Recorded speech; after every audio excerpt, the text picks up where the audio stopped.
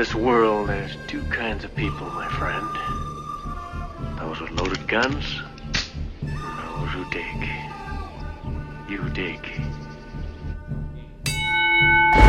Madam Speaker, I want to begin this evening by thanking my Democrat colleagues for their outstanding work in encouraging millions of Americans to celebrate their Second Amendment rights by purchasing their first, second, or even 100th firearm. From the left's riots in cities across America to Biden's threats to strip away our basic constitutional rights, Democrats are single-handedly responsible for the sale of tens of millions of firearms. Bravo. Well done. And I hear that the interest has begun to peak when it comes to the sale of F-15s. To take on the government, you need F-15s and maybe some nuclear weapons. The point is that there's always been the ability to rationally limit the type of weapon that can be owned and who can own it. Now, I have some questions for these freedom haters.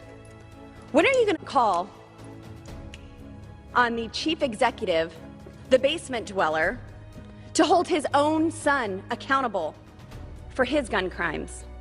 Hunter Biden lied on a federal firearms application, which is punishable by up to 10 years and a $250,000 fine, of which 10% will not be going to the big guy.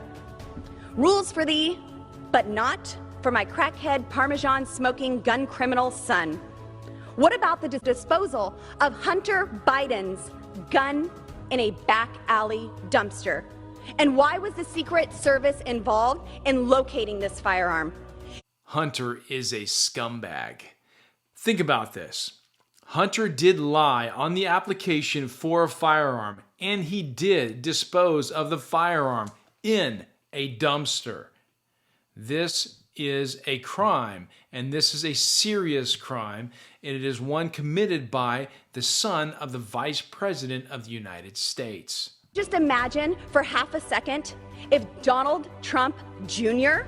was involved in firearms crimes and his dad ordered the Secret Service to cover it up.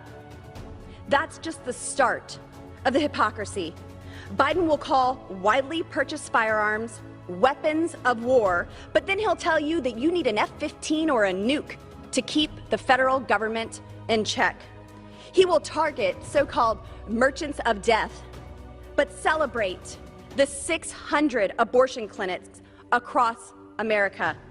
This regime will encourage riots, defund the police, and try to take away Americans' right to self-defense. Madam Speaker, the American people are not on board with the Biden regime's hypocritical gun grabbing. Instead, they are buying guns at a record rate.